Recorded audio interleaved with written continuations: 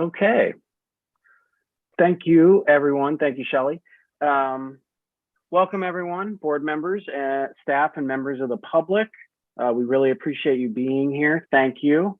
My name is Logan Pitts. I'm the chair of the Board of Community Services for the City of Santa Rosa. Today, we also have our vice chair, Stephen Spillman, board member Carolina Spence, board member Carol Quant, board member Madonna Cruz, and we also have board member Guido Boccaleone with us. So thank you again, everyone, for being here.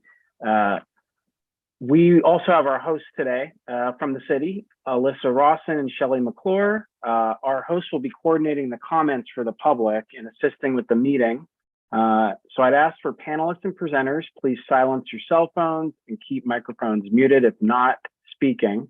Members of the public joining this meeting will have their webcams off and microphones muted. If you're phoning in to join the meeting and you choose to speak during the public comment portion of the agenda, for privacy concerns, we'll rename you caller and only show the last 4 digits of your phone number. And importantly, the City of Santa Rosa is committed to providing a safe and inclusive environment free from disruption, and we will not tolerate hateful speech or actions. Everyone is expected to participate respectfully, or if necessary, the meeting will end. Please be nice to each other. Host, will you please explain how public comments will be heard at today's meeting? Thank you, Chair Pitts. At each agenda item, the item will be presented. The chair will ask for board comments or questions, and then at the appropriate time, open the floor for public comments. The host will lower all hands until the public comment item is open. Once the chair has called for public comment, the chair will ask the public to raise their hand if they wish to speak on a specific agenda item. Those joining by phone may dial *9 to raise your hand. The host will then call on those who've raised their hands. Public comment is limited to 3 minutes, and a courtesy timer will appear on the screen. Emailed public comments received by the deadline have been distributed to the Board of Community Service members and uploaded to the agenda prior to the start of today's meeting. Emails received will not be read into the record.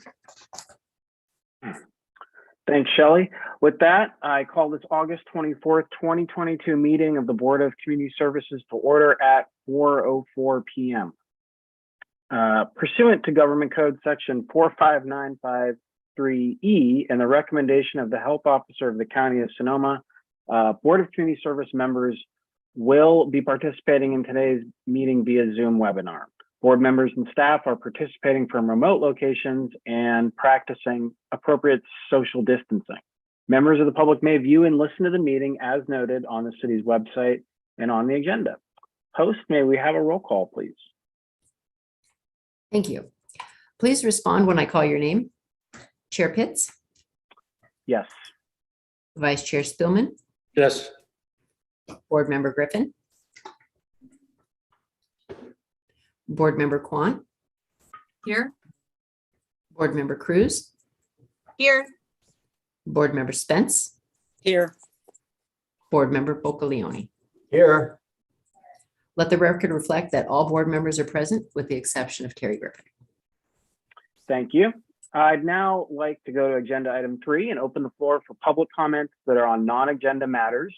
This is the time when any person may address the board on matters not listed on the agenda, but are within our subject matter of our jurisdiction. Host, do we have any public comments for item 3? We do, thank you.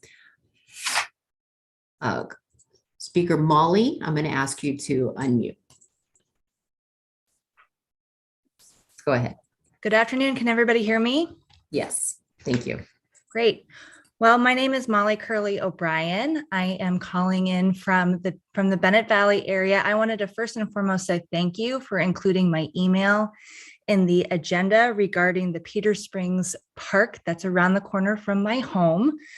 I want to underscore that this park is an important part of the neighborhood and acts as a hub of community. And I just wanted to make clear when you're reviewing my email that the invitation to consider an improvement to the park is not necessarily the larger part that's the grass area, but to consider an improvement to the playground equipment that's at Peter Springs right now. As it states in my email, it needs a makeover. I tend to actually think that perhaps the playground structure is a bit older than me.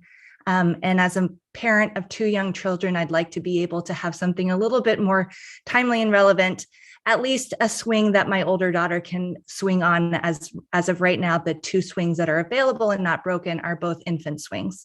I will leave it there. Thank you again for including my letter in the agenda. And I encourage you all to check out the park and see for yourself that this is both a really big treasure trove, an opportunity for a better park, and a significant need in the area. Thank you. Thank you. Chair Pitts, I have no additional hands at this time. Great. Thanks, Shelley. Thanks, Molly, for your comment. We did get your email in our packet as well, as you noted. So thank you for that. All right. We will be moving on to agenda item 4, which is the approval of the minutes. Are there any edits or corrections to the minutes of May 25th, 2022? It's been a little while, but does anyone want to update that? All right, seeing no one, we will consider those approved as submitted. Thank you. Next, agenda item 5, Deputy Director Santos. How you doing, Jen? Please give your report on upcoming and accomplished events.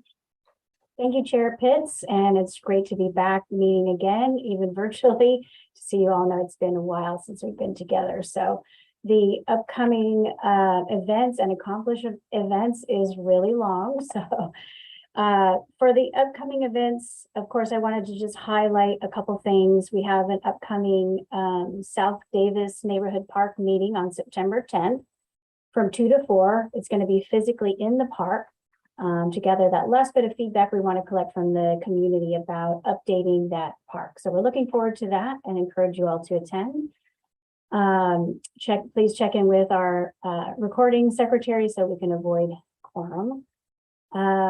And then also, surprisingly, on September 24th and 26th, the Santa Rosa History Tour on Rosie the Trolley, there are still available seats. So if anybody would like to attend that fantastic tour, that is available. And the accomplished events since May is quite a bit. So it's a little bit unfair to pick something, but I did want to highlight that on June 7th, Council approved an application to the state parks for Kiwanis Springs Community Park, and we did receive that grant. So we'll be moving forward with that grant. I'm really excited about that. And we had a fantastic season of professional baseball at Doyle Park with our local Santa Rosa Scuba Divers team from the Professional Baseball League, Pecos League. And it's looking optimistic for next year. So we'll keep you posted, but we're really excited about that. And that's the end of the report. Thanks, Jen.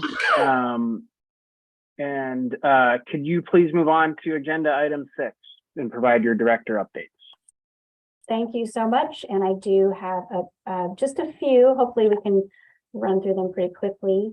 I just wanted to update the board about Finley Aquatic Center. We are on schedule to replace the wading pool with the spray ground.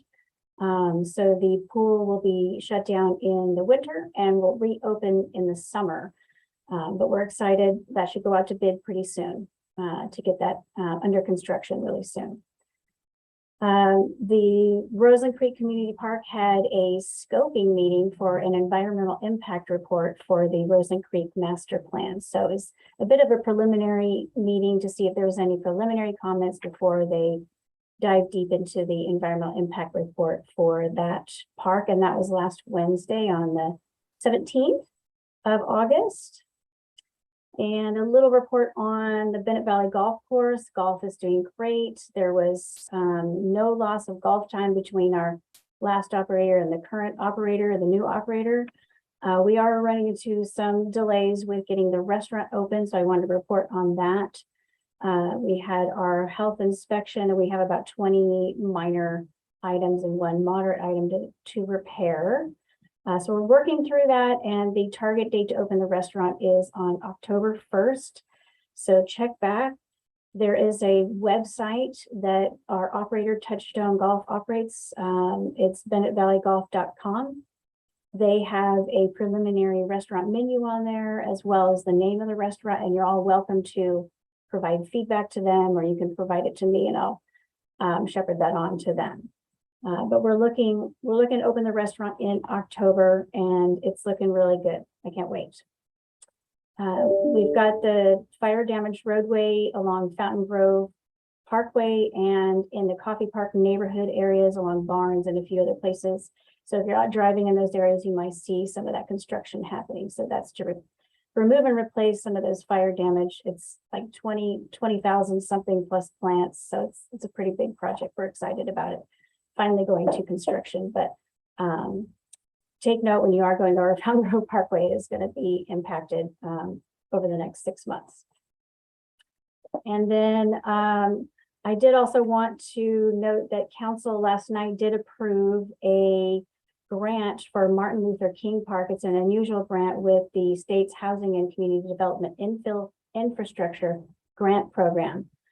If awarded, it was essentially update mostly the entire park. So we would get a new playground, we would get an updated multi-purpose athletic field with lighting, and we would be working with the community to see what else that they would like. It would also include the trail, the Newhall Bike Trail that extends out of MLK Park and out towards downtown. So it's a really exciting project. We should know around the end of November if we are lucky enough to receive that, but we would be the infill project in that case amongst the housing application going into the state. So that's exciting, and we'll keep this board informed if we do receive that. We've applied for several grants for that park, and we hope this one makes it through. And of course, last but not least, Santa Rosa has a new assistant city manager, Daryl Dunstan, who began work with the city on Monday.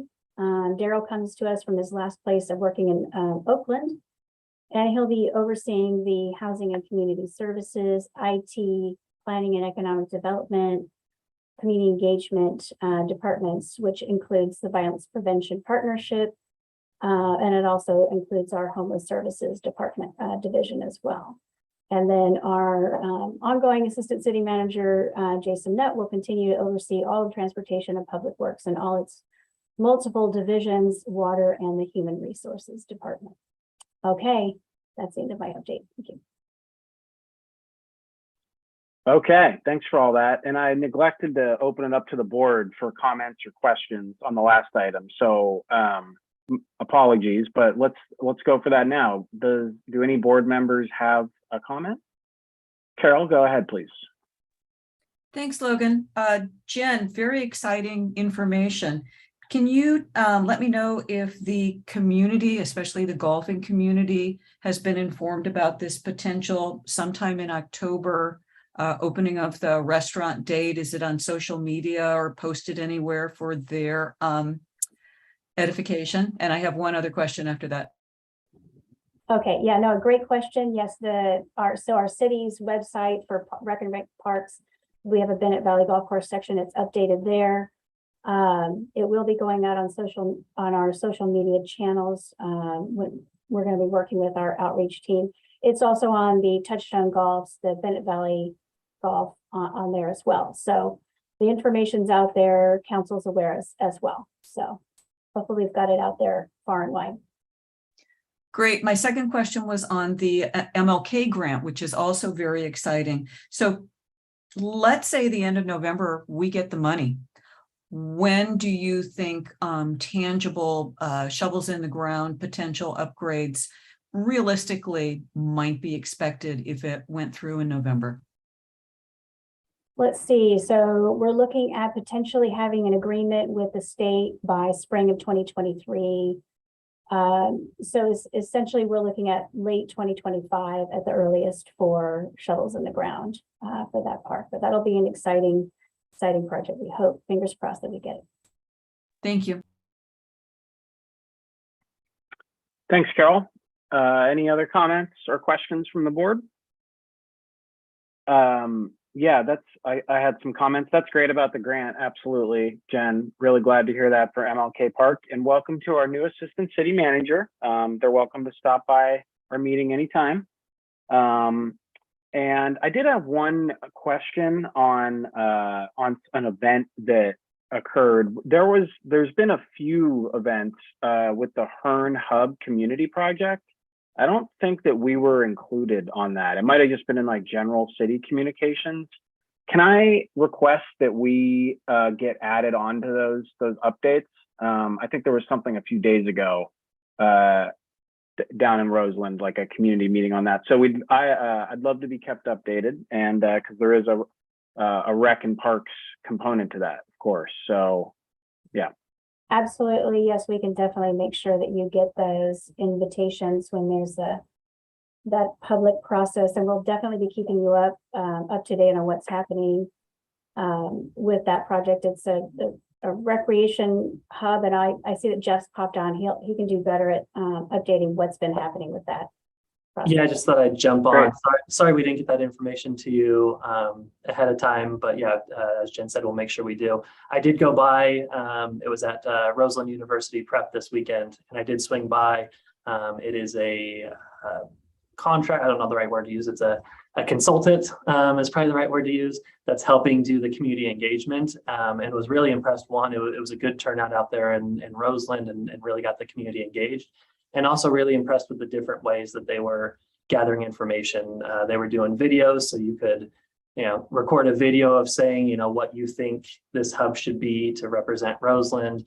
They had designing tiles that kids were doing as an art project. They had a big map of the area on the ground to, what is important to Roseland and what are our kind of like, the features that are here in Roseland that we're proud of.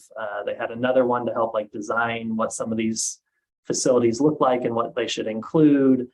So really it was a great start to it. And as Jen said, we'll definitely get more information to you, as there are going to be multiple outreach events with the community. Great. Thanks, Jeff. Yeah, I heard it was a really good turnout. So I'm bummed I missed it, but hope to get to a future one. And I know there's a lot more meetings. It's a long process. So great. Keep us updated. I appreciate that a lot. All right, moving on to agenda item 7. So this was something we added a few months ago. I think we've only done it maybe once or twice. So this is our board member reports. So this is where we want to ask each board member for a brief update relevant to something on rec and parks. And, if you had a good experience there or something like that. And remember, I tried to challenge folks to go visit a new park every month and report back. So let's go ahead. We'll start with Steve, Vice Chair Spillman. Do you have a report this month? Not so much on the parks, I guess. I visited all the parks a second time, which is, I'm probably the low person on the totem pole. I'm sure every one of you have visited all of your district's parks multiple times. But I had an interesting and good meeting with the county and the city regarding the trail that's proposed to run from Sonoma to Santa Rosa and going through Oakmont and into the Annandale Park. It's probably be a while in coming, and there's a few property owners that seem like they may be less than cooperative, but maybe in the long run, we can have this wonderful multi-purpose trail running the entire length of Sonoma Valley. That's exciting. Great update, Steve. Thanks. Guido, do you have an update for us this month? I've been visiting the Southwest Community Park quite frequently. I go by it about 5-6 times a day, and I've talked to a number of people that are there. That place is packed every day and every night practically. Sorry for my cell phone. And we definitely need to get some better parking in there for those people, as well as we've got to get better sidewalks on that side of the street going down to Dutton, because it's a lot of kids walking up and down, and they got to walk in the grass because there's no sidewalks in that area except in front of the park. But anyway, that park is, it just, I love it, going by there and seeing it just mobbed and people parked all over the place. So we got to get a little bit better parking going in there. But everybody seems to be having a good time in there. And the only comment that I've heard was they needed more area for the little kids, because the parents go in there and they play ball and soccer and whatever, and they need a little more room for their children when when they're playing, the kids have a better place a little more area to play. Great. Appreciate you talking with folks who use the park, Guido. That's excellent. And, you can always encourage them to send those comments to the city too. So let folks know that we want to hear that. And it's also later on, we're going to see the conditions assessment. So that's a good next step in getting the improvements for the park. So thanks for that. Logan, Madonna. Chairman Logan, if I could just finish. Yes, go ahead, Guido. I'd like to get that report that you had mentioned earlier for the what was it, Hearn Avenue, or the community park thing for Roseland that you were asking for. If I could get a copy of what's going on there too, because I'm Okay. in the Hearn Avenue area there. Great. Jen or Jeff, would it be possible to send that out to the whole board? Yes, we can send you all the upcoming meetings. That way you can find one that works best for you. We'll send it out to the whole board. Good, thank you. Yeah, thanks, Guido. Board member Cruz, do you have a report this month? Sure, just a little one.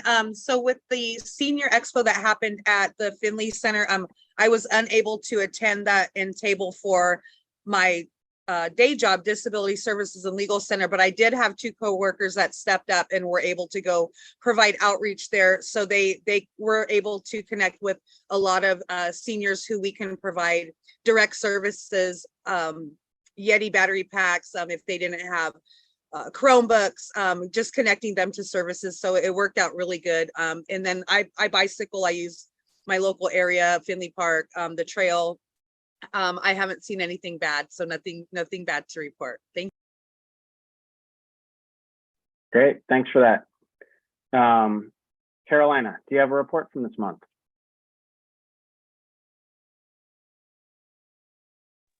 There we go. I live up the street from Howard Park, and I haven't been there for a while, but I have noticed a collection of RVs that park on the street in front of the park. And I kind of watched that, and it didn't look like the park was at all affected by them. It was fairly clean around their RVs, and nobody seemed to pay a lot of attention to them in the park itself. It's a little bit of a concern to me, and I've talked to some of the folks about it. But I'm going to keep an eye on it. And the second thing is I'm going to tag in with the Merit Awards. I'm going to give it one more shot. They're going to be September. They're coming up. They're going to be September the 19th. It will be in the Finley Auditorium. So we'll be able to have an audience. We've had some great winners. We're right now writing scripts and getting people's pictures and etc. And if possible, I may be able to remind you again. If not, I know that Jen probably will. So yeah, so that's my report and my little add-on. Thanks. Thanks for leading on the Merit Awards. Good to recognize folks doing stuff in the community. Thanks for that. Carol, do you have a report this month? I do. First, I'll go to Juilliard Park. I was able to attend so far only one of the Sunday concerts in the park, and it was a lot of fun. Again, hot as always, not as many bodies as pre-COVID, but lovely to be back at Juilliard. It is a wonderful use of that space and also a wonderful blending of rec and park. So hats off for that one. Gosh, it's been so long since we've been here. I will just default to the rural cemetery, which is where I live, and give kudos to park maintenance and the city tree contractor out of Berkeley. They took down a huge cypress tree that boggled the mind for how they didn't shut down Franklin Avenue at all. But they did a tremendous job. They were kind, they were courteous. It was, for a contractor instead of city employees, just a huge shout out. I think it's Professional Tree Services out of Berkeley. And everyone on park maintenance staff was phenomenal in communicating with the volunteers who take care of the rural cemetery for what was going to be done so that we could keep our neighbors at the preschool informed. And the preschoolers were fascinated by the whole process. When they picked up with this huge crane, this huge piece of tree, and simply cut it and had it in the ground silently in 15 seconds, it was just mind-blowing. Not leaving the rural cemetery, you guys can be the first to know that the county eucalyptus tree project is starting back up right after Labor Day. And I spent the afternoon handing out flyers to the businesses and neighbors adjacent to the property, so that something that is going to be a disturbance to the rural cemetery neighborhood, at least people know about it in advance. Last but not least, we have, God, I work for the rural cemetery. We have Lamplight Tours coming up the middle of September, which are sold out. If you are familiar with the rural cemetery and you would like to attend, we still need a couple of tails, and tails shepherd groups through the dark to the various vignettes. That would be for Saturday, September 17. And if you are interested, I can connect. If you know the cemetery and are interested, I can connect you with the volunteer in charge of that. My apologies for being so cemetery centric. That's it. No apologies needed. Thank you. That we always want a cemetery update. And that sounds pretty cool what they were doing out there. So good work, keeping it up. Thank you for helping out there a lot too, Carol. It's an important place. Okay, and then my update for the last few months. Yeah, there's been a lot, so I'll try to keep it brief. Went to some of the park cleanups. Last one was at Galvin Park, and that was good. We had a pretty good turnout, including one of our city council members, Diana McDonald, slinging snow cones. She loves doing that, so she's committed now. She's our snow cone slinger. And so that was good. Then I also did go to the playoff game for the scuba divers, and they won. Go scuba divers.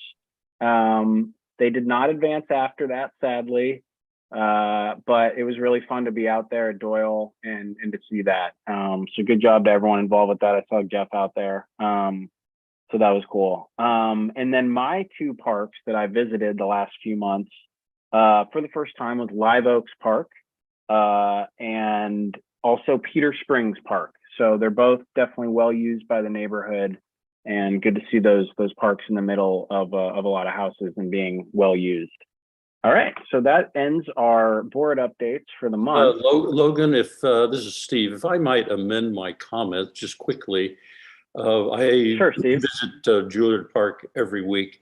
There's a 5-month tournament going on with the Sonoma County Bocce Club. It's Monday through Friday from 5 to sunset. They're about ready to end this 5-month tournament. And on September 11th, ominous date, will be an 8 a.m. to sunset playoffs. So if folks would like to see some of the great bocce players in the county, please come to Juilliard Park and enjoy yourself, bring some refreshments and have some fun and watch some good players. Thank you for the amendment. Thanks, Steve. Yeah, I was literally just there a few hours ago enjoying an iced tea, admiring how well kept those bocce ball courts are. It was impressive. So yeah, thanks for that. And that sounds like a lot of fun on the 11th. Okay, if we don't have any other amendments, we'll move on. And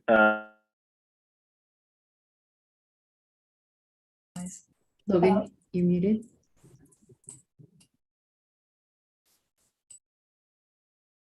sorry about that. Thank you, Shelley. Was muted there for a second. All right.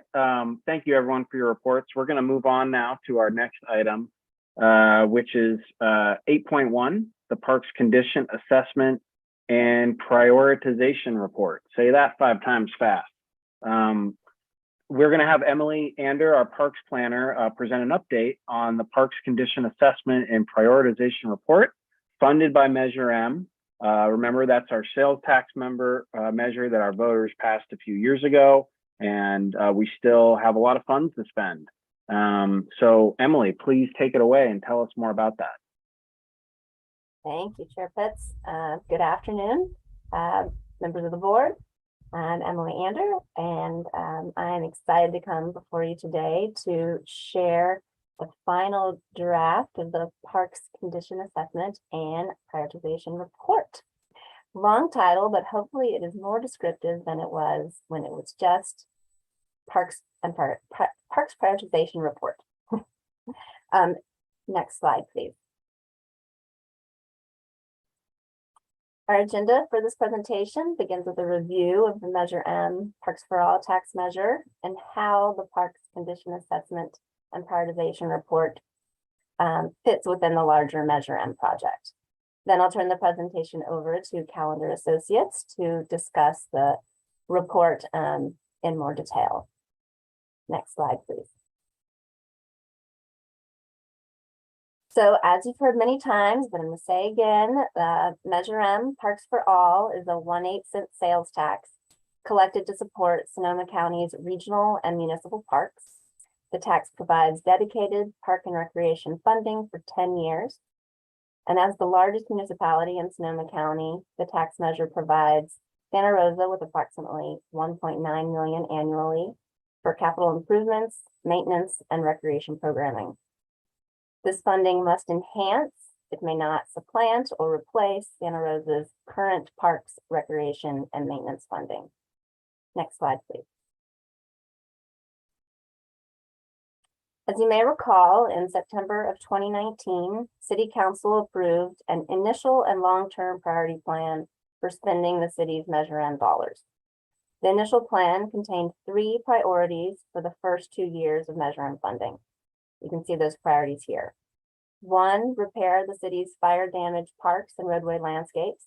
And as Jen mentioned in her director's update, these are ongoing projects with construction anticipated to be complete in 2023. There's also priority 2 was develop and implement a citywide community outreach plan that was completed last summer. And the feedback received from the community guided the strategy for grouping funding priorities into the 3 categories of capital improvement, enhanced maintenance and fuel reduction, and enhanced recreation, with dedicating funding to each of those categories. If you recall, that was the 50-40-10 plan that you recommended to council last September. But today's presentation focuses on priority 3, consultant recommendations for deferred maintenance and overall recommendations. Next slide, please. So I want to apologize for any confusion that may be out there about what staff has meant between deferred maintenance project, and parks condition assessment, prioritization report. So I'm hoping I can provide some clarity today. So we began in September of 2020 by putting out a request for proposals so that we could hire a consultant firm to provide recreation and parks with these 3 things you see on the screen: a condition assessment, a deferred maintenance analysis, and project prioritization. And we wanted to see those 3 elements encompassed into a final product, and that is the Parks Condition Assessment and Prioritization Report. I just want to talk a little bit about what each one of these elements is, hopefully for further clarification. So the condition assessment, that really asked calendar staff to go out to all 85 of our parks with like a checklist of all the potential amenities that could be in each park. And they had to check off which amenities appeared in each specific park, as well as observe and make notes on the condition of each one of the amenities in each one of the parks. Then the next step is the deferred maintenance analysis, and that built on the condition assessment. So then CALA had to come up with a ranking system in order to compare the condition of park amenities across the entire park system. So while the condition assessment established that an amenity is in good shape or bad shape, the deferred maintenance analysis provides a scale from 1 to 5 to rank the condition of each amenity. And then we looked at the amenities in each park and added them all up to get an overall ranking for each individual park. So then the project prioritization uses the park rankings that came out of the deferred maintenance analysis to understand which parks have amenities that need attention right now versus ones that can wait, or that are new and we don't have to worry about those for hopefully many years to come. But this work will help both recreation and parks staff to prioritize our work and the funding that we have, and that includes the Measure M funding into the future.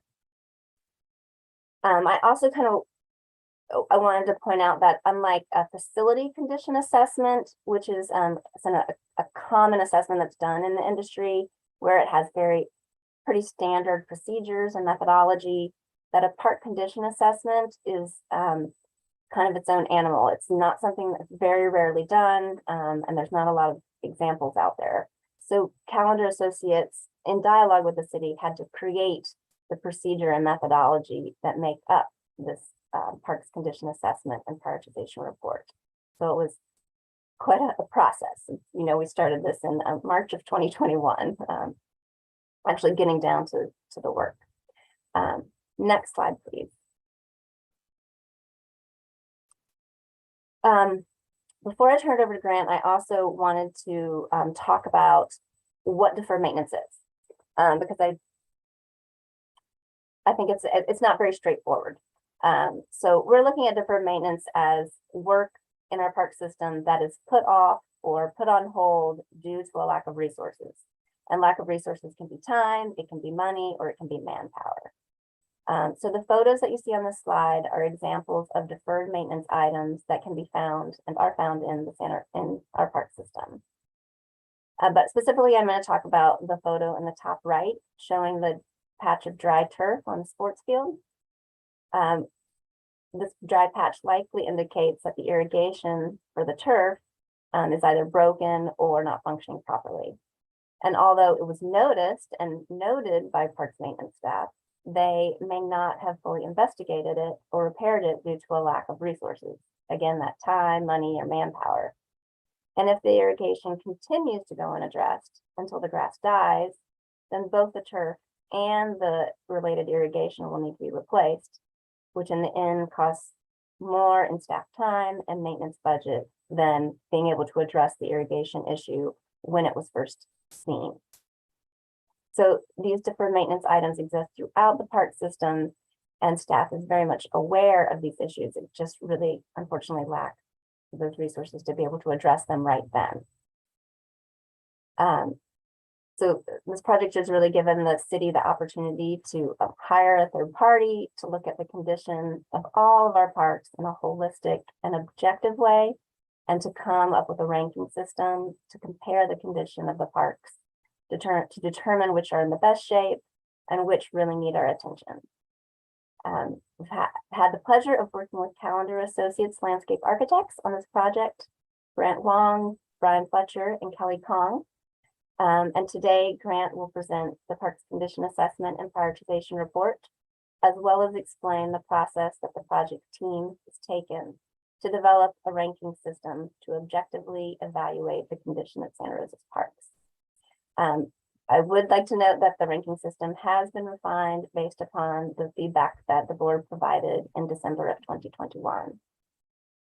And the project team asked the board that during this presentation to please kind of keep in mind that what we want from you at the end is your thoughts and feedback on the overall report, And we will take that feedback and we will incorporate it into the final draft of the report, which will then be presented to City Council later in the year when we give our annual Measure M update. And with that, it's my pleasure to introduce Grant Wong. Thanks, Emily. If we can go to the next slide, please. So thank you so much to the members of the board for your time today. My name is Grant Wong. I'm with Calendar Associates. We are the design consultant working with city staff on this project. Just want to start out by providing some background on this project. So as Emily mentioned, this is our second meeting with the Board of Community Services. We met previously about this project in December of 2021, so it's been a bit. Since then, we've made a lot of progress on this project, and a draft final of the report has been completed. So today, in addition to presenting the report findings, I also just want to make sure I provide the full context of this project to remind everyone the process we went through to develop our results. As Emily had stated previously, the city recognizes deferred maintenance as one of the 3 priorities for the first 2 years of Santa Rosa's Measure M funding. So to reiterate, deferred maintenance is regular maintenance practices that have been put off due to lack of resources. With these deferred maintenance items occurring across the park system, we recognize that improvements are needed to bring the parks up back to a standard that provides value to the community. Funding sources, including the Measure M Parks for All Fund, make it possible for these improvements to take place. As Emily had identified, the example photos on the screen here depict some of the deferred maintenance needs that the park system has. So addressing these needs is essential to provide a usable and enjoyable park system for the community. Next slide, please. So project goals. The primary goal of the project is to provide a ranking for all city parks in order to prioritize the allocation of funding for park improvements. So the process and the results of our report is to identify which parks are most in need for new improvements. So by meeting this goal, this report will be a tool for the city to help make decisions on which parks are in most need for improvements and therefore how the funding should be distributed. Next slide, please. So outlined on this slide is our process to develop the report. So first of all, we just visited a couple sample sites out of the 85 that we ended up visiting, just a couple sample to perform our initial conditions assessment. And also number 2, to develop ranking methodologies. We had to come up with methods and approaches on how we're going to actually rank these parks. That's our first time coming to introduce the project to the Board of Community Services and to receive your feedback at that time. Based off of the sample data that we gathered during those first 2 steps. Following that meeting, we visited and then performed the ranking on all the sites, and then we proceeded to prepare a draft report, which we have prepared today. And today we are presenting the report to the Board of Community Services, and following this meeting, we'll be finalizing the report. Next slide. So our goal is to provide a ranking system for the city's existing parks. So the question to ask is, how are we assigning a numerical ranking to each park? And what criteria is that going to be based on? So on the screen, you see 6 categories of information that we're using to evaluate the parks. So the 4 categories on the left-hand side will be used to give each park a ranking. So those 4 categories include the condition, the recreational programming, the play value, and the accessibility. On the right-hand side are just 2 supplemental categories that won't contribute to the ranking score that a park receives, but it's still valuable information for the city to use as a planning tool. So those include the approximate lifespan of the park and the park amenities, as well as the cost estimate to replace that element. Next slide, please. So part of this project also includes evaluating a select number of roadway landscapes within the medians and frontages. This assessment wasn't an exhaustive assessment of all the roadways, but it provides the city with a sampling of the various conditions found across the city. So you'll notice that 3 categories under the priority ranking on the left-hand side have been removed. And that's simply just because roadways don't have recreational programming or play value or any ADA reports, accessibility reports. So the ranking of roadways will be exclusively based on the condition. Part of the report, we will still provide these supplemental categories, including the lifespan and cost estimate for each roadway landscape. Next slide, please. So in light of all of these ranking categories, the condition assessment was a primary part of the project process, which included site visits to each park and the roadways that we reviewed, and rating the park's existing assets using an established criteria that we reviewed and agreed upon. We had a numerical rating system with detailed descriptions for each of the park assets we would observe on site. Such as the examples on the screen include surfacing, playground equipment, and natural turf. These are just a few examples. So during our site visits, we would rate each park asset based on how they match the criteria. So for example, if we're looking at the surfacing column, for example, asphalt surfacing, in the photos, you can see if we evaluated it to be nearly new, had very minimal to no cracking or lifting, that would be rated a 5. You can see at the top of that photo under surfacing. As opposed to asphalt surfacing that had substantial undulations with tripping hazards that we thought created safety concerns, would then be rated a 1. You can see that example of a parking lot asphalt on the bottom of the page there under surfacing. So going through each park, we assigned a condition rating for all the park amenities, which then added up and translated to the park's overall condition ranking. Next slide, please. So to establish an overall priority ranking for each park, we used a weighted average of these 4 categories that you see on the screen. So you'll notice that the majority of the priority ranking is based on park condition. You see in the orange color, 70%. So the park condition ultimately drives the level of need a park has for new improvements. The other 3 categories really help determine which park should be prioritized higher, especially when comparing parks with a very similar level of condition. So you can see those other 3 categories carry 10% of value to the overall priority ranking compared to the 70% that the condition ranking contributes. So these other 3 categories are recreational programming. Recreational programming ranks parks based on the level of programming it's involved with. So it's a representation for the amount of programming use that parks are receiving.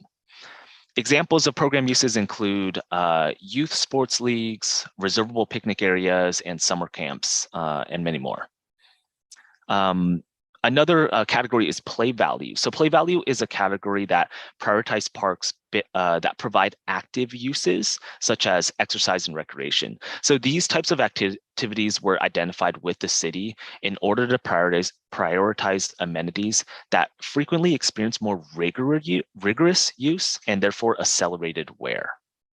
And the final category is accessibility. So accessible design is a standard that's established by the Department of Justice, and it includes requirements for facilities to be accessible for people that have disabilities. So the way we evaluated this one was by using existing accessibility reports. And when we were on site doing our site visits, we would verify if the deficiencies identified in the reports have been addressed at the park or if it remains deficient. Next slide, please. So now that we reviewed the process of how we ranked each park, I want to dive into how we compiled this information into the report and how the data is organized and presented so that the report could be used effectively. So this is just a table of contents of our report. We start out with an executive summary just to provide a brief summary of what the report is about. Our introduction and our process really highlight what we just went into, the process, the ranking system, how they all work, and how parks are actually ranked. The bulk of the report is really chapter 4 and 5. 4 is the park ranking chapter, and that has essentially a cut sheet of every single park that we evaluated and the results and the data of the ranking system that we were able to apply. And the analysis chapter was different ways in organizing these parks and viewing these parks now that we have an overall priority ranking for each one. And then we wrap it up with acknowledgements as well as appendices. Next slide. So as I mentioned before, chapter 4, I want that to be our primary focus. It's park ranking. So we divide this chapter into 7 different sections, which include 6 of the park types that the city has already established, as well as the roadway landscapes. So these categories include community parks, neighborhood parks, open spaces, public gathering areas and plazas, special purpose parks, trail parks, and finally roadway landscapes, all of which are currently maintained by the Recreation and Parks Department. So within each park type in the report, the parks are ordered alphabetically. The intent behind this is to organize the report in a way where city staff or board members or the community could easily navigate through the report and locate the park that they're looking for or looking to evaluate. As part of this report, we evaluated 85 parks and over 50 roadways. So an intuitive approach in navigating the report was a really important aspect. Next slide. So as I mentioned previously, this is just an example snapshot of one of our park summary cut sheets. We're using Juilliard Park here just as an example. I'm not focused really on the results of the data, just how the report is formatted and what type of data we're sharing and providing within the report. So it's a 2-page spread, and this same format is provided for each of the 85 parks we evaluated. So some of the elements that we see on the page is, of course, the park name. We provide a site map of the limits of the park. We have a couple details, including what park type it is, what quadrant it is, how big is it, the address, and then we have some photos on the bottom. The primary data we're providing is the written summary on the left-hand side, which really just provides a narrative on the data that we found, the condition data and all the other ranking categories, and summarizes the matrix we have on the right-hand side. So the ranking matrix you see on the right-hand side provides the results for each of the ranking and supplemental categories for every single one of the park's amenities, as well as the overall park in total. The cells you can see are color-coded to easily identify the level of priority for each amenity. And then the weighted average of the overall priority ranking is located in the top right-hand corner. So for example, Juilliard Park has 2.8. This is the number, this is kind of the final data point that we're coming with after all of our analysis. Next sheet, next slide. And this is a summary cut sheet just for the roadway landscapes. So the information provided for roadways is condensed into one sheet, just because the limited number of amenities that are typically on roadway landscapes, as well as the limited ranking categories that are available for roadway landscapes. So the format is very similar to the park sheets. So a comparison of the roadway landscape condition can be made easily between multiple sites. Next slide. So in chapter 5, which is our analysis chapter, we used all the ranking results from each park to further analyze how they compare with one another. So we looked at ranking comparisons using different types of organization, such as ranking the parks from highest to lowest across the entire city, or we would rank the highest priority parks within each park type, such as only neighborhood parks or only trail parks. We also provided the ranking of all the highest priority playgrounds, sports fields, and sports courts within each quadrant. So this is a list of a couple of the analysis that we did after we were able to get the results of the priority ranking for each park. You can see playground analysis highlighted just because I want to use this one as an example of some of our findings after doing this analysis on the next slide. So if we can go to the next slide, please. So in this analysis example, we look specifically at playground condition at parks within the northeast quadrant. So that's just an example of how we can use this data. We can kind of focus on location, we can focus on specific items or specific park types that we're looking at, and then we can compare across the board, you know, which out of this group is the highest priority and most in need for improvements. So taking all the parks within the northeast quadrant that have playgrounds and then ordering them based on condition of the playground from highest to lowest priority. So our result is we identified that, you can see on the screen, Rincon Valley Community Park, Oak Lake Green Park, and Brush Creek Park have the highest priority playgrounds in the northeast quadrant. And remember, when I call something the highest priority, I mean the condition and the ranking is the lowest. So therefore, it is the highest priority in terms of its need for improvement. And if we can go to the next slide. At this time, I'll turn it back to Emily to share the next steps for the project. Thank you, Grant. So as I mentioned early on, the next step is to hear from the board and then take your feedback and as well as staff's feedback. As you could see in that presentation, the title of the report still said Parks Prioritization Report. So we have provided our feedback to Calendar and Associates, and then we'll take your feedback and they'll hear that and incorporate that and create a finalized report. And then at our next annual Measure M update to City Council, we will present the report to Council. And then after that, we will start prioritizing. I guess not prioritizing, we'll start implementing our projects, Measure M projects.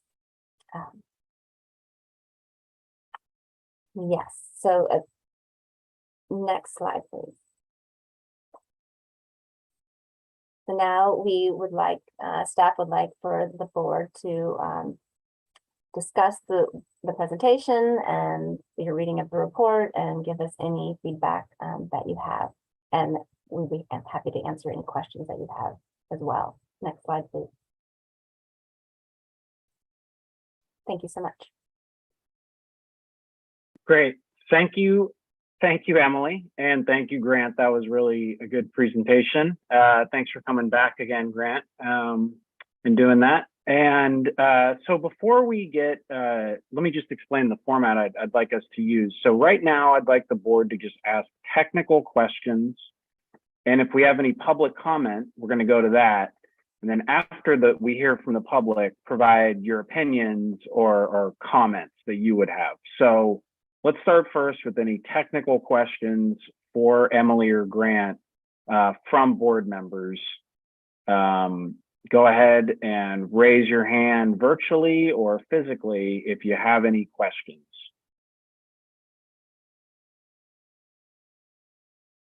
Go ahead, Carol.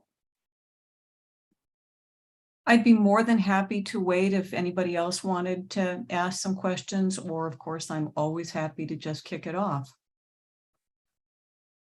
Okay, Kick it off, please. Kick it off. So just for my point of clarification and disclaimer, this was an awful lot of information to even glance at. I count more than 500 pages between the two documents that were supplied.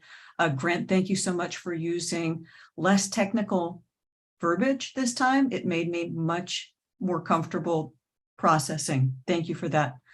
So the larger the number, the larger the overall priority ranking number, the greater the need, the greater the urgency. A 4 ranking is in more need than a 1. So far, so good? Yes? Okay, Oh, Grant, Sorry. are you gonna answer that? Yeah, it takes a little time to process for me as well. The lower the number, the higher the priority. Right, I believe that's the opposite of what okay, you may have so said, something right? that got 1 has more needs in your assessment. So the smaller the number, the greater the need. Correct. Okay. Initially, that ranking system was based off of our condition. So if you think about it in that mentality, it makes a little bit more sense. When you rank something a lower condition, as in a 1, it is in poor condition and therefore is a higher need for improvement. Thank you for that clarification. Absolutely. The next thing, I'm hoping to get, well, two things I'm hoping to get. One is a yes or no question, and that is, as things are dealt with, will this report, and when did you complete your study? Was it last year? We're actually still in the process. So Great. we created the draft report just a few months ago at the earlier part of this year, and we've been refining it. So the project isn't fully 100% complete. Great. So when it is finally turned over to the city, because you're a contractor, right? Eventually you're going to turn it over. How will the city go about going in and updating this data so that it is not static, so that it's a live process? Because really, it's the city's use, it's Jen's use and park maintenance and budgetary. These are the people who are going to dig in and really make use of this. So what's in place for them being able to keep this a living document? And then my final question is, I'm hoping that somebody on staff can take one of the parks, and I was thinking Peter Springs, since that's something that Logan, you went to recently, and we had a member of the public weigh into. I was hoping somebody from staff who will be interacting with this document can go to the Peter Springs page of the report and use that as an example of the information they'll be able to garner from your document. Thank you. So it is the intention of the document to be a living document. There is a page in the introduction section, at the very end of the introduction section, I believe, where the little table for us, the city, we intend to update it at some regular time, either every 2 or 5 years. And so that information would go into that table saying, we have reviewed and updated the information. Now, Calendar is going to provide the spreadsheet of data that goes into, if you look at the appendix, each of the parks has each of its condition ratings for each amenity. So we will have that data to go through and update. So like the Colgan Creek Playground, one of them was replaced. So that happened in 2022. So that then goes to a 5, right? From whatever it is now, a 2. So that will then funnel into that spreadsheet. It will update the ranking, but we would have to do that for every park. And we haven't decided how often we would do that, but it would need to be either every like 2 or 5 years. Staff can go back in and do that. So it is doable.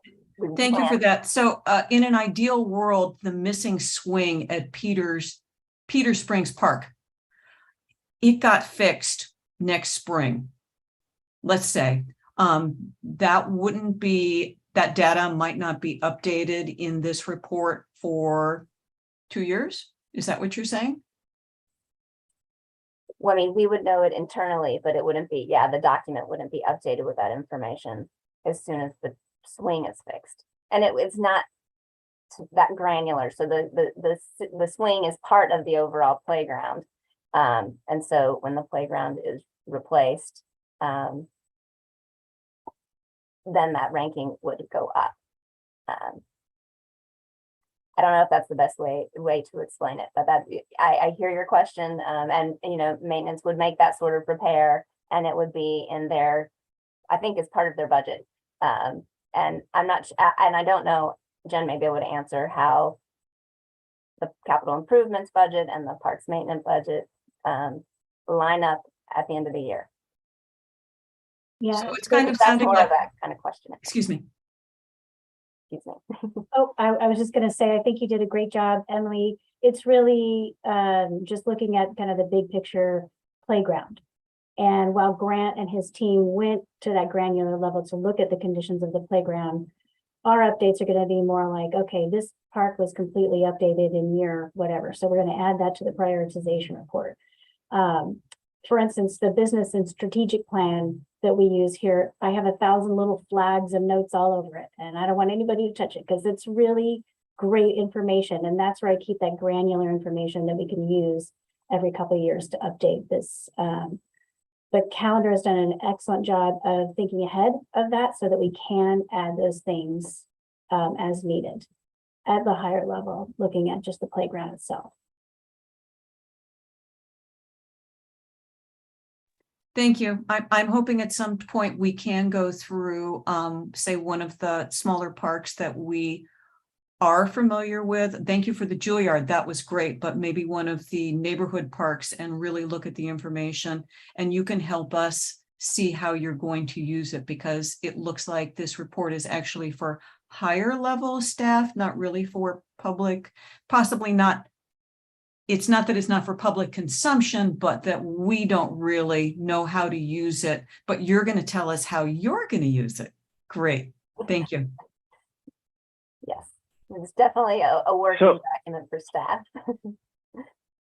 Yeah, well, Carol, I think that is a good suggestion. So let me just ask, do you want them to show that public facing one that has like from the public report, or were you asking about the more granular one with the table? I wasn't.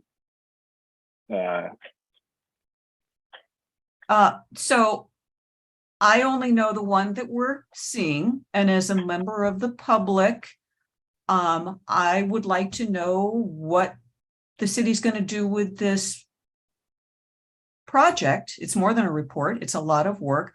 What they're going to do with it, because it probably cost a decent amount of Measure M money. And I just would like to know how it's going to work for the city. That's all. Well, sorry. So I'm trying to clarify. So there is, in the prioritization report, there's like the more general one. Are you talking about that, Carol, that you want them to go through, or the one with all the individual numerical values ranked? I'm currently on my other screen is the Measure M report, and then I know there's also the prioritization. I do not have that one open. I'd be happy to look at whichever one would give me, as a member of the public, just more fleshed out information on how this report is being used by our city parks department. That's all. Yeah. Is that possible, Emily, or maybe Shelley, to bring up that page? Sorry, it's page 124 of the document. Is it possible to just bring that up and then you can kind of like go through all the elements in it? Is that easy to do? Yep. We can do that in just a moment. It's going to take us a minute to look it up. Thank you. Okay. And that's part of the attachment. So that's okay, right, Jen, for us to be looking at that individually? Okay, just making sure. Yes. Yeah, no, we didn't want to get that granular because we received feedback last time. It was too much information, but we're happy to go over it.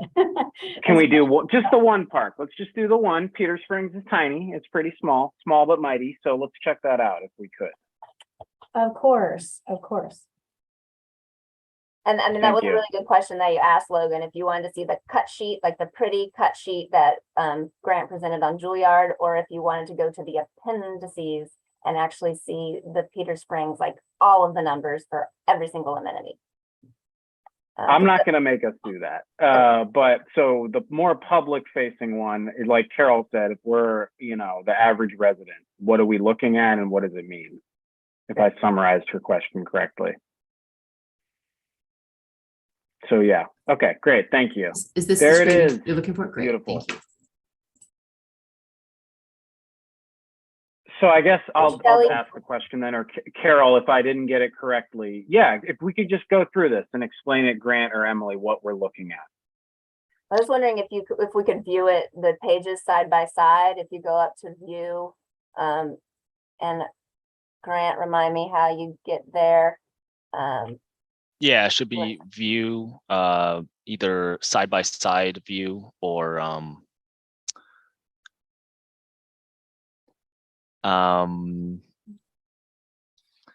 yeah, now we're looking at, it's okay, we can go one page by one page because now we're looking at the previous project as well instead of the next page. So let's just look at Peter Springs on a single frame, and then we can jump to the next page as well. Yeah, so these two. That's great. So yeah, we'll start on the first one and then we can move on to the second. So I can describe a couple of the elements that we're showing here. If we can go back to the previous just one sheet back. Or maybe it's one sheet forward, I think. Yeah, I think One page ahead, page Right. 124. Yeah, Perfect. there we go.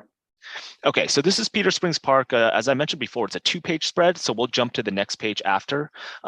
The information that we're providing here really is all the data that we collected, and it's really to inform city staff or whoever's reading or viewing this. What is the overall condition? Remember, condition was the 70%. It's a really big part of this project, but also those other ranking categories and what this park ranks up to in terms of a priority element. And the reason for this report on a more higher level is if we're looking at multiple parks or all the parks within this neighborhood, within this quadrant, within the city, where does Peter Springs Park fall in the comparison of priority that really requires and is in need for improvements? So Peter Springs, I believe the next page will say it's a 3.1, but there's a ton of parks, dozens of parks across the city or even close by in this neighborhood that are ranked 2.5, 2, 1.8. Then maybe Peter Springs isn't the highest priority for the city in this area. So yeah, we can really just focus on, I think the most important part is the ranking matrix. The summary that you see previously was really just this ranking matrix verbalized, so you wouldn't have to study each cell. It's just, it's a little bit easier to understand. But what this ranking matrix provides is we've categorized different amenities for all the parks in general. So we've brought up the amenities that show up at Peter Springs Park. So there's a lot of general amenities. General amenities are really not really focused on like a single playground or a sports field. They're just, all parks have a general level of amenities included that categorize this location as a park. So you can see the furnishings, the landscape, the trees. The one specific amenity that this park does have, as we can see in maybe some of the photos here, or even the overall aerial image, it's mostly just a natural lawn. But one specific amenity is the playground. So I know the playground was mentioned before on the call. You can see the playground is ranked low. It's ranked 2. So the condition is relatively poor, 2 out of 5. So that's the primary number that we focus on. But it doesn't, there's other categories of information that contribute to the overall ranking for the playground. So recreational programming, there is no programming or programmed uses for the playground, unlike maybe an area that has a summer camp or reservable picnic table. We designate those as programmed areas. So that's a 5. 5, to remind you, it's flipped. So 5 means low priority. Play value for playgrounds are ranked 1 across the board, just because playgrounds are such high touch elements. They wear really fast. They're used really often. So that's a priority element for the city. And there was some accessibility items flagged for the playground in the reports that we reviewed, and they were not addressed when we visited the site. So that's why under accessibility, it's ranked a 2. And then we have a general lifespan and cost estimate for these items. But that's really what you can look at in terms of each park. If this park had maybe a tennis court would be on there as well. All these general elements or general amenities just relate to all the miscellaneous areas of the park outside of the playground. So the field and the walkways and just general furnishings spread out. So we put a ranking on those as well. You can see across this board, probably general furnishings is pretty low. I assume just the age of the park, maybe there's some benches and trash receptacles that are relatively beat up in low condition. So that's what that's representing. So you can see all the areas highlighted in red really bump up the need for improvement. It highlights those specific cells that make it a high priority item. Let me know if that summary made sense or if you have any questions. Yeah, Carol, did that answer your question? So, Grant, I will have questions till the cows come home, but I'm not going to do them here. My real questions are, is this sheet we're looking at now something that city staff, because you're eventually going to go on to another project, and this is going to be in Emily's court, is this what Emily needs to move forward with her discussions with park maintenance or park planning? This is the base sheet that she'd be working on, but she would go way further into the appendix matter that we have. This is the front facing. And 3.1, that means nothing to me, but I assume in the grand scheme of things, that's something that the city can use in their assessment level. Right. And the numbers, Could you try again? sorry, yeah, the numbers are really meant for comparison. They do have a lot of formulas behind them, and that methodology has been talked to with the city, with the city team, and reviewed and agreed upon. So I think it's important for city staff to understand where those numbers come from, but after they're established, it's really used to compare to other parks. But yeah, we'll be turning over all our working files to the city if they want to update individually or over time, maybe within a set number of years. A couple of the parks have received improvements, and it's time to review those and go back to this and update their numbers. That's what that process is for. I think Emily and the close city team is very familiar with how we got these numbers. And I agree with you. At first glance, it's a lot of information.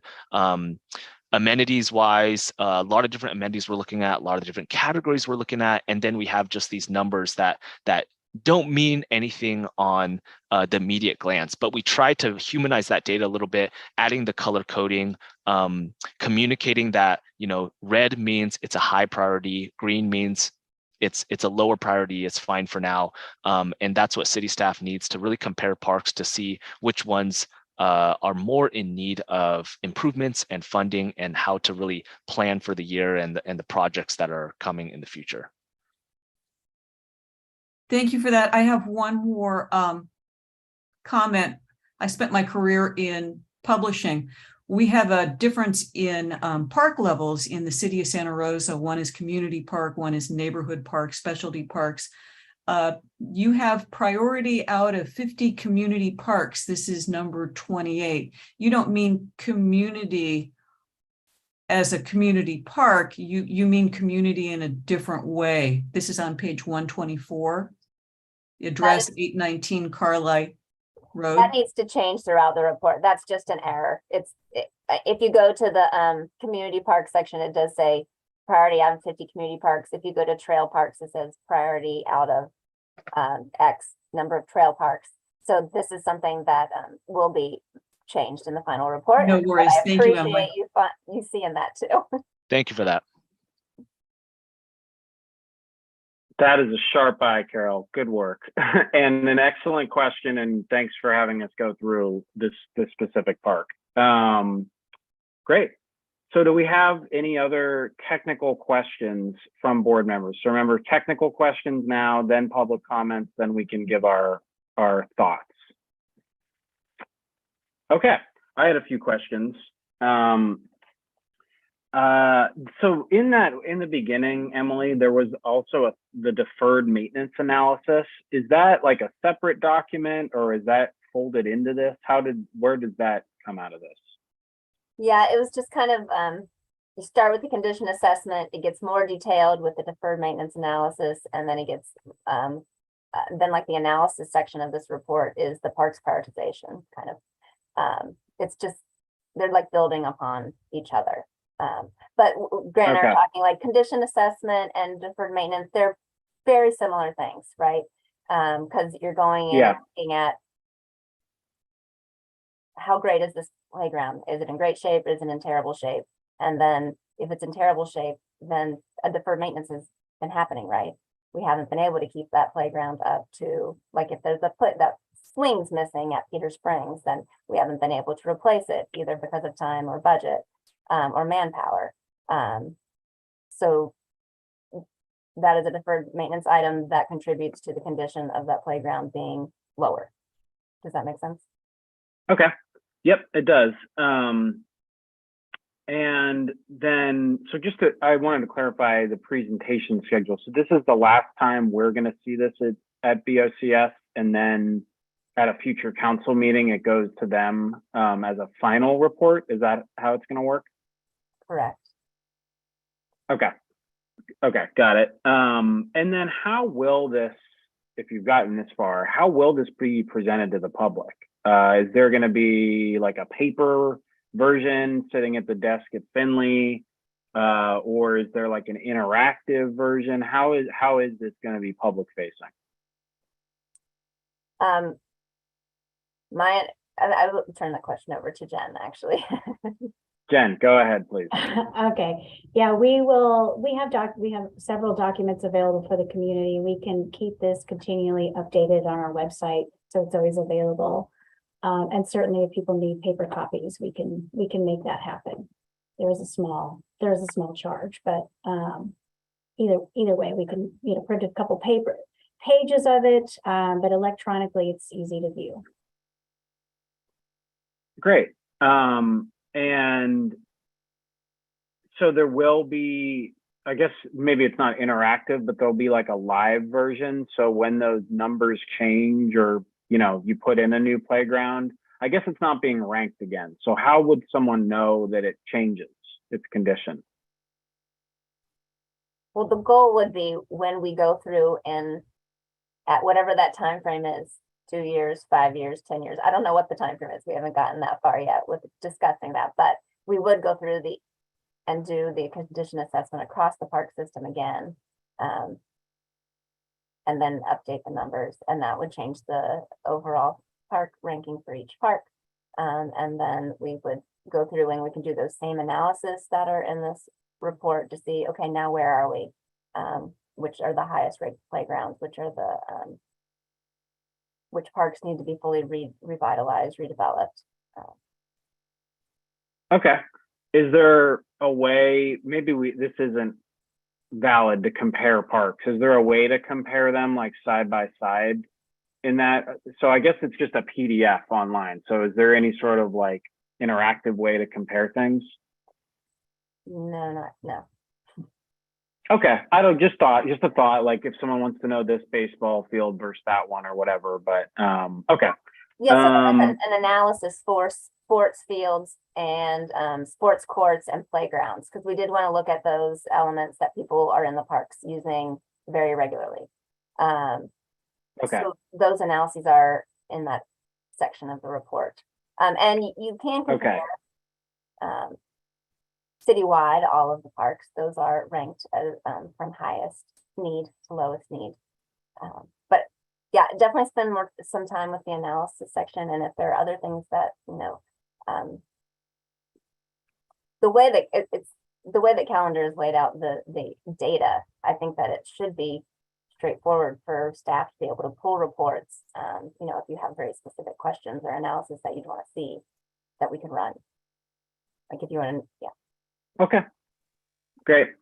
All right, do we have any other questions? Carol, do you have another question?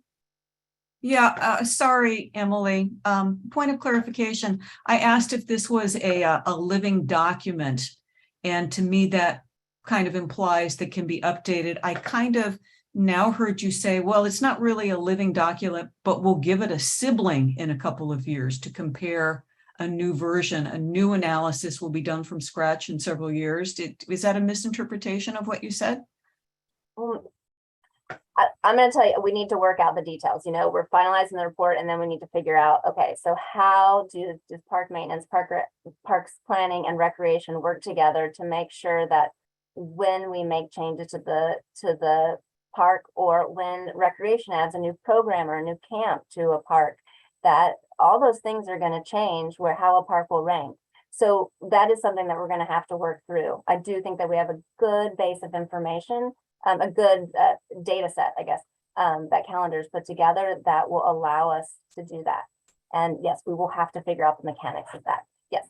What I'm hearing is a work in progress, and It's that's a work in progress. The thank you for goal is that. certainly to have a living document. Thank you for but that. yeah, how you want to define that might. I do have another question. I've gone to the ranked by priority ranking neighborhood parks page, which is page 55 of the Measure M report document.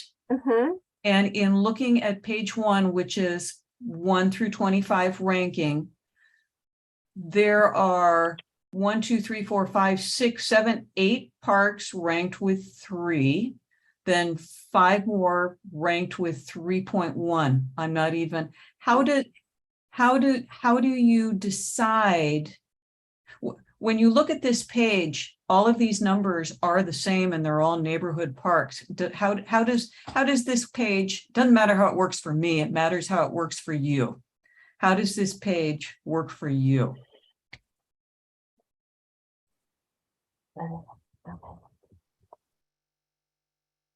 That's the one. So, yeah.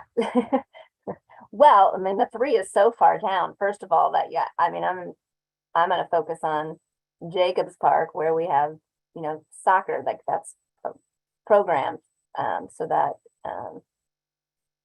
and it, I believe the playground's not in great condition. I don't know. That, I mean, it's a good I can just kind of help in there, like this, it's again, it's a big tool. There's a lot of pages that you can use, and this is just one way. This is only neighborhood parks that you can look at it.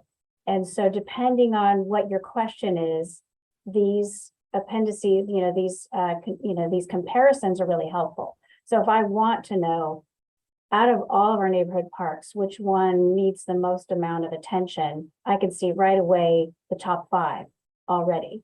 And you can look at the estimated cost for repair over there.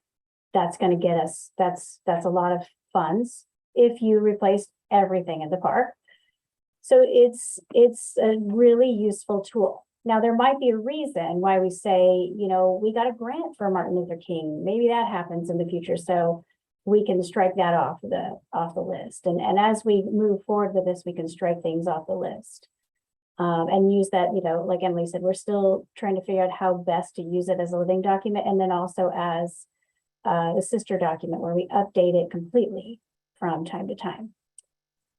So I don't know, that's the way that, you know, we're kind of looking at these situations, because you'll go, you know, there's another page with just community parks. There's another page with just playgrounds, and then it's by quadrant and by district. There's a lot of really great information in here. And it really just backs up to, what do you want to know? What question do you want to know? And then you can kind of use the document to find the answer to that question. It's really a fantastic tool. Like Emily mentioned in the beginning, not many cities and agencies have this. We are super excited to have this because of this objective look at this. We empirically know in recreation and parks, no surprise here at what we're seeing at all. But it's really great to have that, you know, objective opinion on the condition assessment and how to rank things to really help us fulfill how we move forward with whatever funding source we have, if that's helpful. Probably too much, but that's how we would definitely use this page. Thank you for that, Jen. And Emily, I apologize if I'm not trying to single you out. Thank you.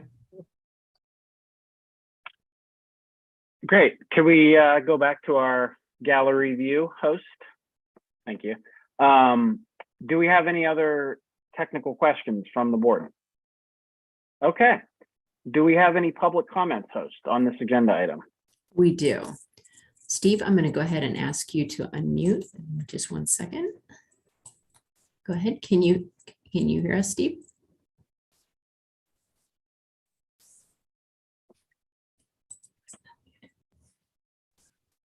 You hear me? Yes, we can. Thank you. Go ahead. Thank you very much. Steve Rabinowitz. I would like to speak to you about one of the projects, the Prince Memorial Greenway, which is a creek restoration project built in the 1990s. It includes a bikeway that extends through the Joe Rodota Trail to Sebastopol. It connects through to the east side of town and will, with the construction of Southeast Greenway, go to Spring Lake and on to Sonoma one day. It's a major connector in the city. It's addressed in the report, but it comes out at number 46 in terms of priority. And I'm perplexed. The photo in the report shows the project, the beautiful mosaic. In spite of the good efforts, though, of city park staff to take care of the area, the Greenway needs more investment and maintenance. It's not an adequate condition as is reported in this report, and I would be happy to go there with any of you or encourage you to go there behind the Hyatt Hotel.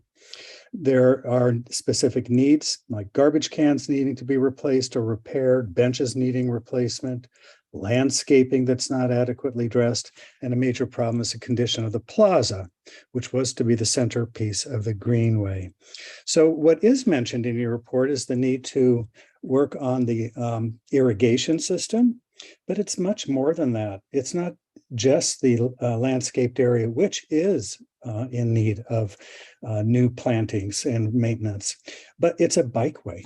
So in an important pedestrian connection to our downtown, the heart of our community, where we're really trying to encourage development, encourage the renovation of our central part of our community. This is the major part of it, which could be a bike path and pedestrian system to deal with climate change and the need for alternative transportation. When I look at your evaluation criteria, and by the way, this is an amazing report. I really applaud your consultants. It talks about condition and it evaluates this, as I said, as adequate, which I don't believe is true. It talks about recreation programming as another criterion. Well, there is no real recreation programming there. Play value. Well, there really isn't play value, but it is a bikeway. It's a pedestrian way, and it has other uses that I don't know that are really comparable in terms of a typical park kind of development. I think it's a unique situation, a unique project. And I think in terms of the importance of it, it really needs more attention. So I really hope that there is more attention paid to it and you look at it in a different way. So that's what I'd like to say. And thank you for this opportunity. Thank you, Steve.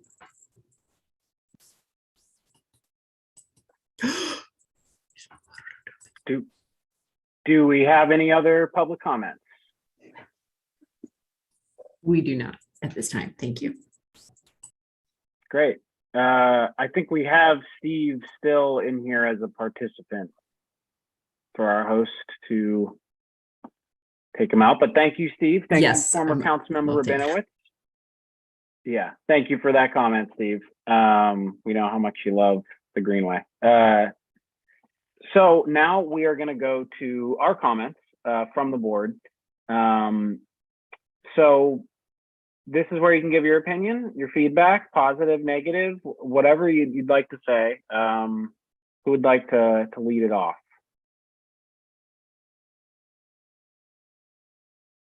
Steve, Vice Chair Spillman, please go ahead. Thank you. This is not a technical question, but more of a, I guess, a management question.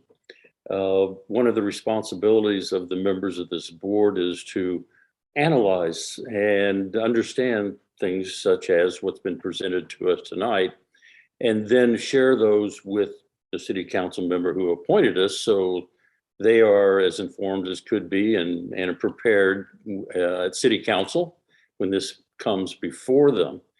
I've noticed that a lot of the analysis is done by quadrants, and that was also the case in the capital improvements programs and not by district.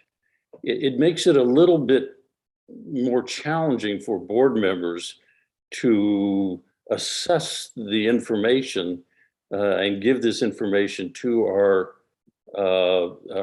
council member if it's not broken down by district. I'd like to understand why that's the case or not the case, or maybe it's intentional that we don't do it that way, or can it be done that way in addition to being done by quadrants? If I may, the reason that we focus on quadrants is because of the way that we get PDI, Park Development Impact Funds. They're distributed by quadrant. So our capital improvement projects and maintenance, maybe just capital improvements. I'm not sure that maintenance funding works that way, but our capital improvement projects, the funding comes per quadrant. With that said, there is one analysis in the report of the city council districts, parks by city council district. And if you would like a specific report, we can pull that based upon the data that we have. Oh, that would be great. Thank you. And I may have missed it but In the report, is there a link to this study that would we can access before the final report comes out? In order to review it or to share it Yes. or to review it. We Just can, to be as prepared as possible so I can inform my councilwoman about what's going on in her district. once we have the final, once all the staff comments and the board comments are incorporated, then we could, I believe we can provide that Okay. back to the board. Thank you. Yeah, I will also say that it's in substantially its final form. You know, like Emily mentioned, we had some errors and things that we have to correct, but as you look through it, unless we hear any significant changes tonight, we were rolling forward with this format and type to get there. So it's pretty much final. We have some errors to fix and some things to add when you're all looking at that going forward. Okay. Okay. One other question. Oh, go ahead, Steve. Sorry. Closed caption button on our screen.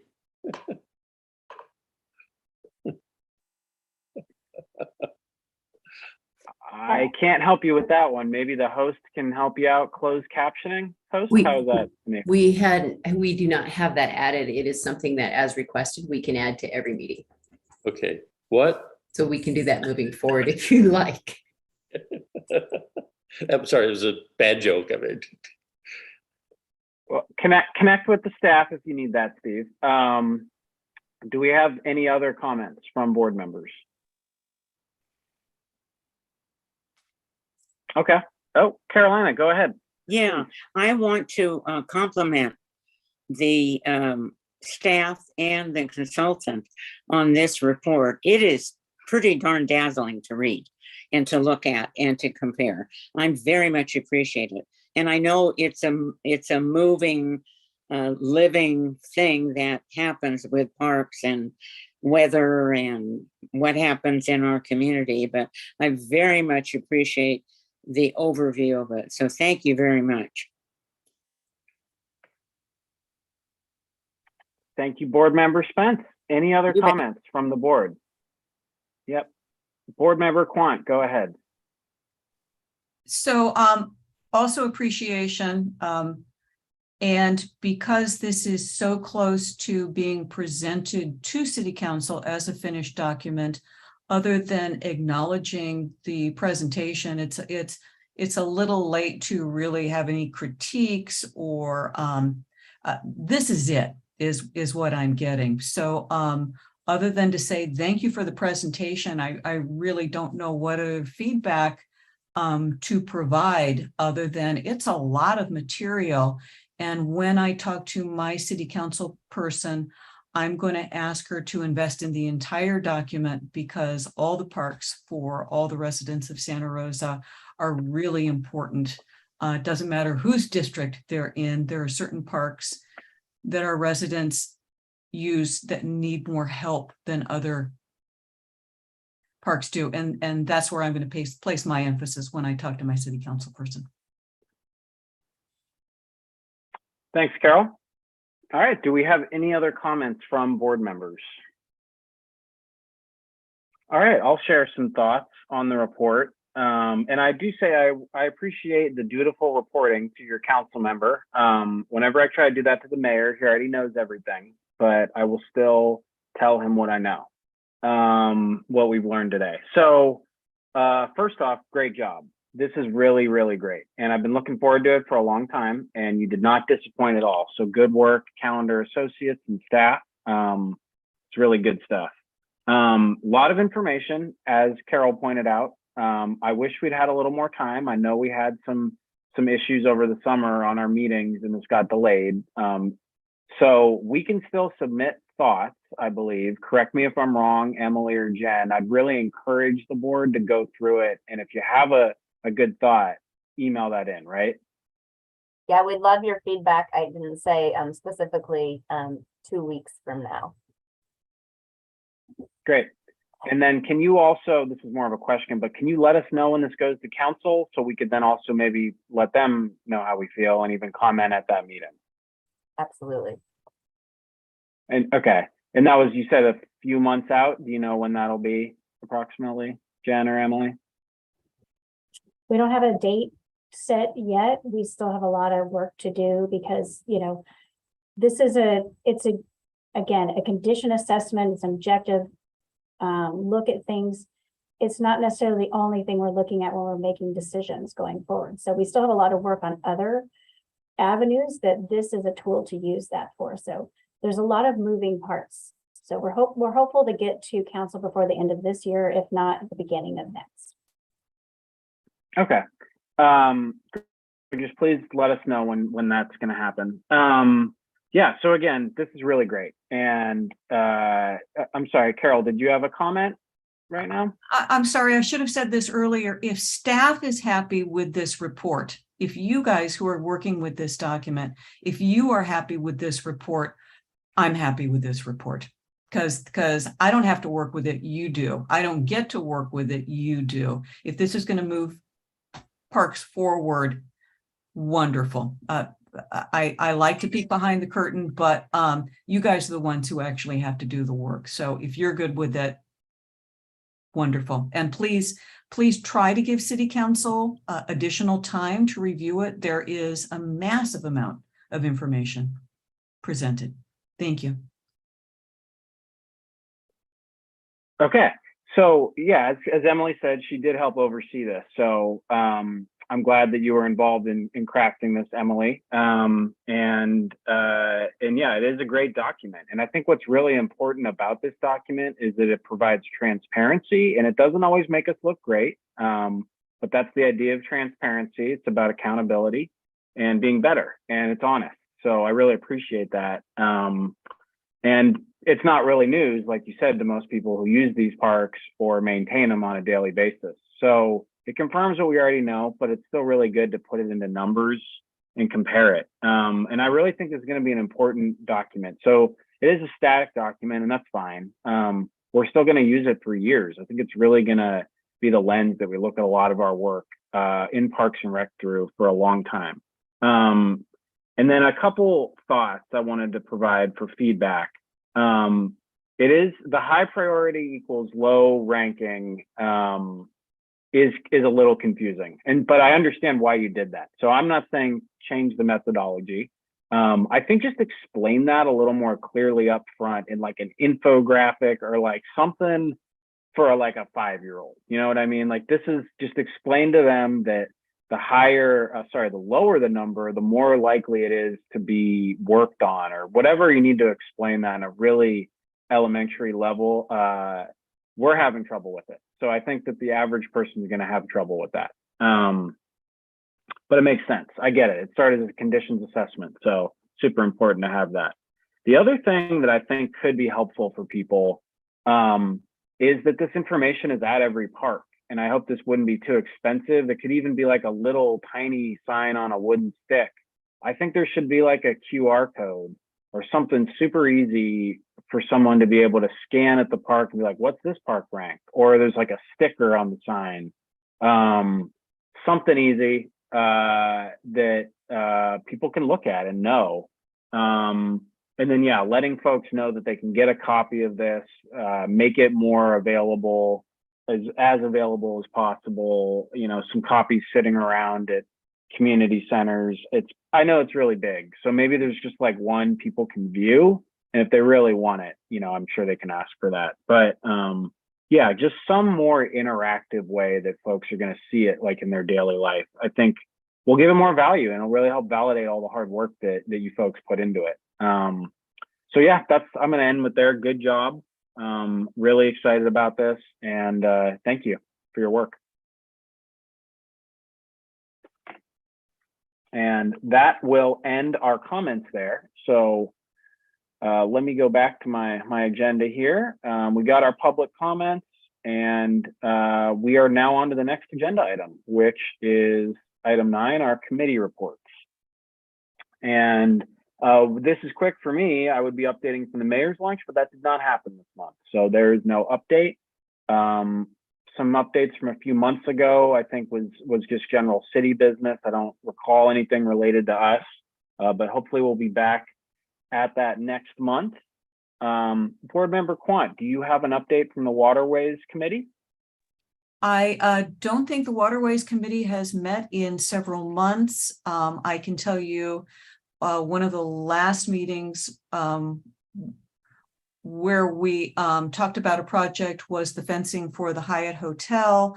That fencing is up.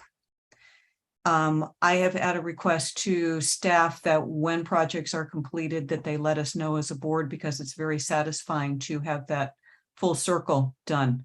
I've also noticed that the property on Brookwood across the creek from the police station and fire station no longer says for lease, that there is a huge sign up on a massive medical office building. And that also came before the Waterways Committee, because they have a wonderful plan with native plants along the creekway. It's going to be a lovely park. Everything we asked for on the Waterways Committee hopefully is going into this publicly accessible walkway along Santa Rosa Creek. So I'd love to be able to say well done, or at least well designed, but I'm really looking forward to that one. Thanks, Carol. Moving on to agenda item 10, Deputy Director Santos, do we have any written or electronic communication? Thank you, Chair Pitts. And just a reminder, everyone has received the Zest newsletter for June, July, and August. And that's that is the electronic communication, written and electronic communications. Okay. Thank you, Jen. Moving on to item 11, public correspondence received in advance of today's meeting. My The apologies, board has Chair received a Pitts. copy of that by email, so please Yeah. go ahead. My apologies. We moved that up to item 3 and added that as that attachment. So my apologies for not removing that. Oh, sorry about that. Okay. Great. Then we are now at 12, agenda item 12. Are there any items that, these are future agenda items, are there any items that anyone from the board would like to see on a future agenda? Anything you want to talk about at a future meeting?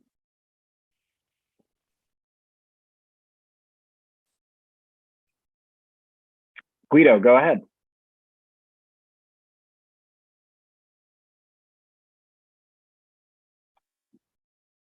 Oh, Guido, we can't hear you. Hit that unmute button. Now, is that better? Are we Yes, there? please. Oh, I'm sorry. Please repeat yourself. Okay, I tried to get on just a minute ago, but I was having some problem there. What I wanted to know is there a possibility of getting this in a hard copy? Or do we have to just do it online? No, in my email, I did advise that I'm happy to print that out for you, but because it was so large, I will only do that as requested. So I will get one for you. Okay, I appreciate that. The only other comment I had was all that building and construction going on Yolanda and Kiwanis Springs, thousands of apartments going up. Do we have anything planned at all for that area, for a park for people and kids and so on, that are going to be all running around in the streets of Santa Rosa Avenue? Is there anything in the works for that? So I believe the parks there are Kiwanis Springs Community Park is the largest park, and we just received a grant for that. So that'll be a nice big new 5-acre park. Good, okay, Yeah. okay. Just curious. It's gonna get pretty jammed over there. Okay, thank you. Thank you, Guido. Carol, what would you like to see in the future? I first, a suggestion, when we have several months where we don't have a meeting, might we consider getting interim updates just in the form of an email for stuff that's going on? Just kind of as a bridging of the gap. I know stuff comes up and that's why meetings are canceled, but 3 months is a long time to go. And it sounds like a lot of stuff has happened. I, for one, would really appreciate that interim bump when things, if one meeting is missed, it's not a big deal, but I think this was 2 or 3. that was just a suggestion to bring before you, Logan, and the board.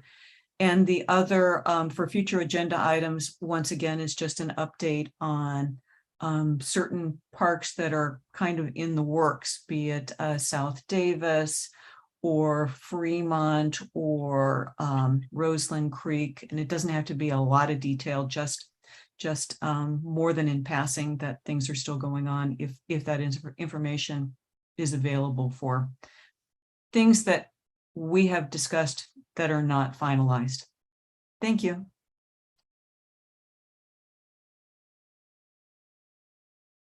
Thank you, Carol. Board Member Cruz, what would you like to see in the future? Can I just do like a quick announcement? Is that okay?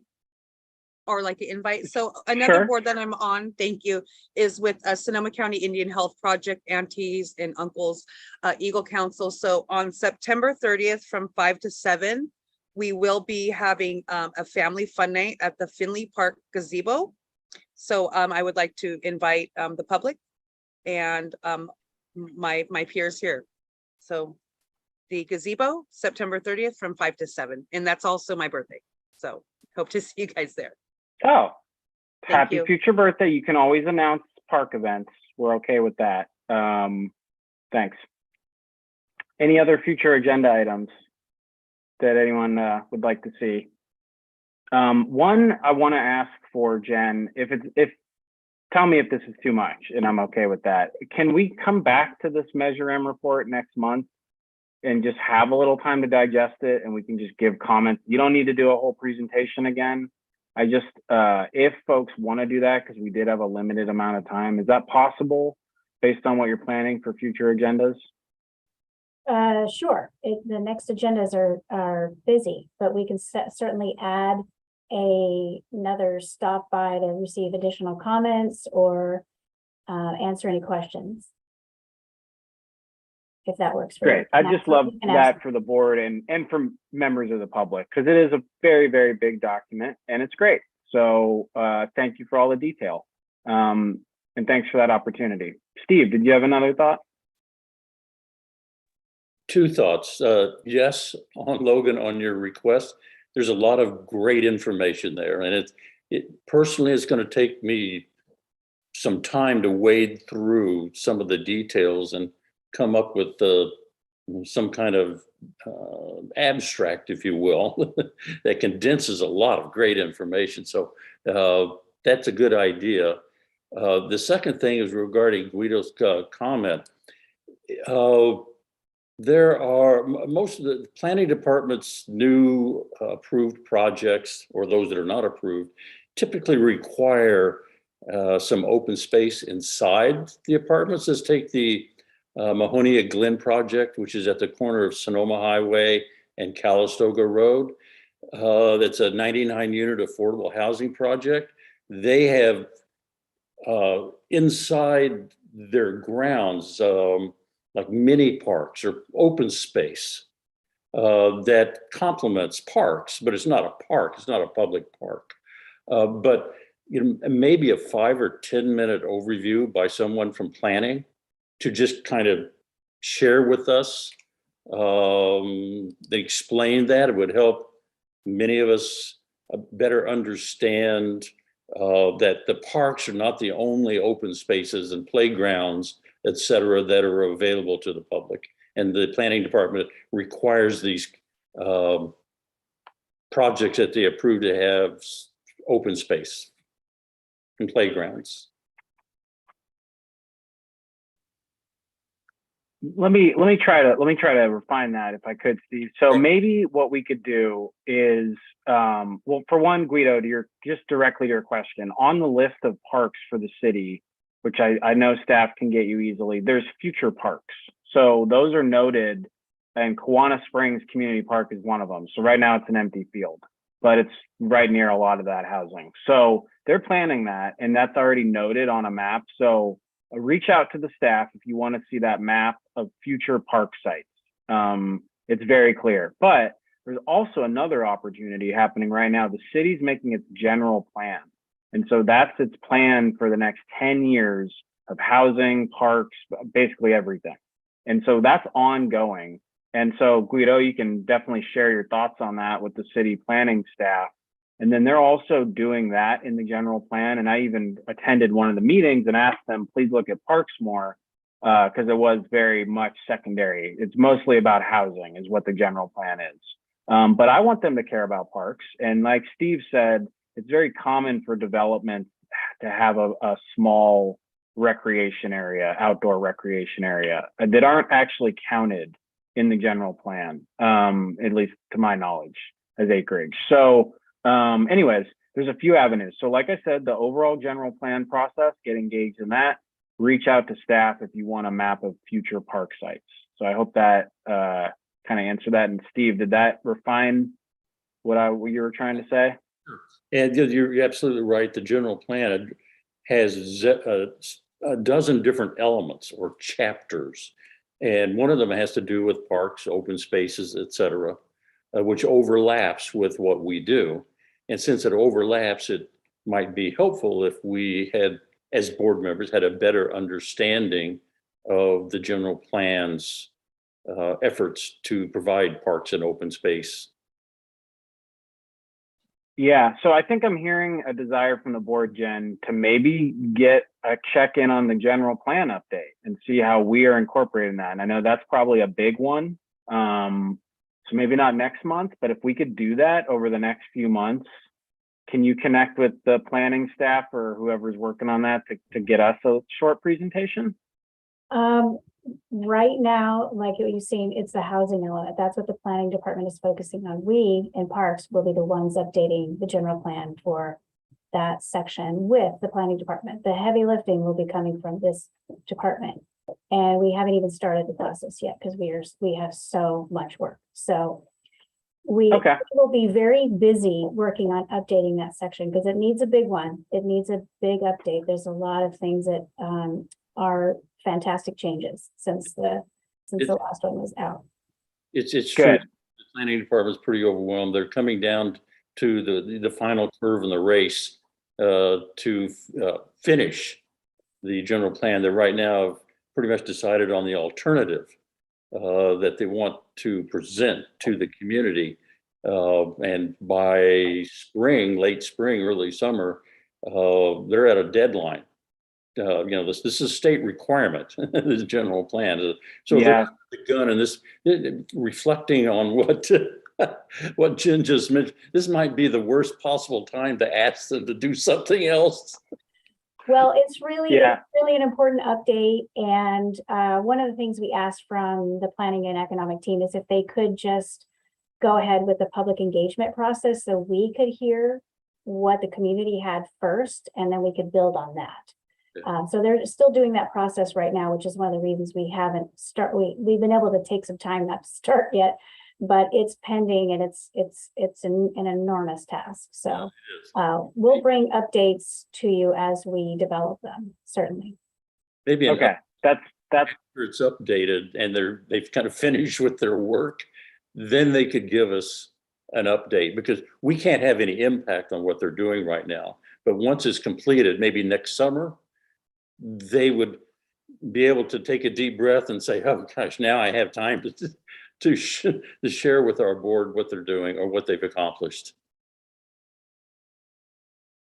So great. Okay, Jen, thank you for that explanation. That darn state legislature telling us to do stuff. But when you're farther into that process, maybe you could give us an update on what you've been up to, like once you're a few months into it.